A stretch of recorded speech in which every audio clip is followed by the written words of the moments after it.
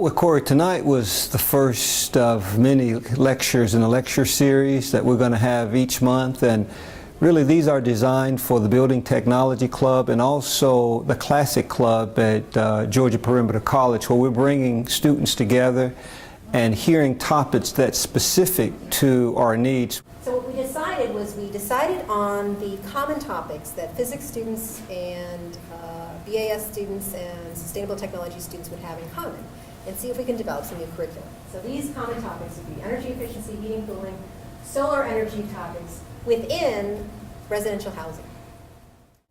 And so when I told Mr. Lowell that, he said, well, gosh, maybe we might be able to do something about that.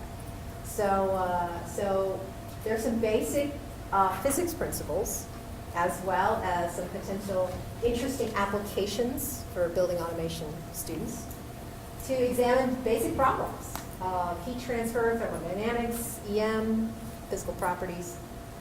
And the idea that we came up with is that we would take a problem-based learning project, so it would be real-world driven, and have Agnes Scott students and DeKalb Tech students working on the same problems, but from their respective disciplines.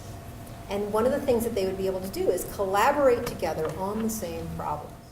Ideally, it would be nice if we could merge our curriculums together, but that's a little more difficult. So the next best thing, since we have two student clubs, we can merge the clubs together without affecting the curriculum, and at the same time they'll be able to interact with each other through these lecture series. Oh, okay.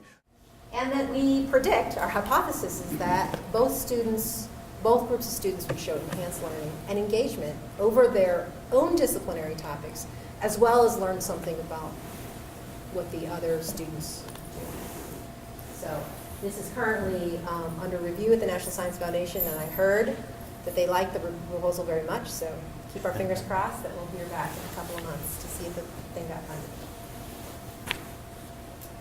funded. And really, this model is really an extension of what is going on at DeKalb Tech right now. So what DeKalb Tech is really doing, and most of you know this probably better than I do, is that there are a lot of plans for actually using the physical ground. Remember this whole intersection between teaching and operations. Using the physical ground of the campus as an educational laboratory for all sustainable technology students and all BAS students.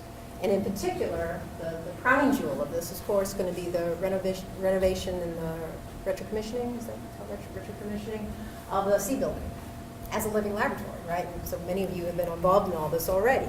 So we'll involve building automation systems, energy auditing, lighting systems and controls, modern HVAC, and lead ratings. So sustainable technology students will be able to benefit by actually having a real building to study energy auditing and lead ratings on.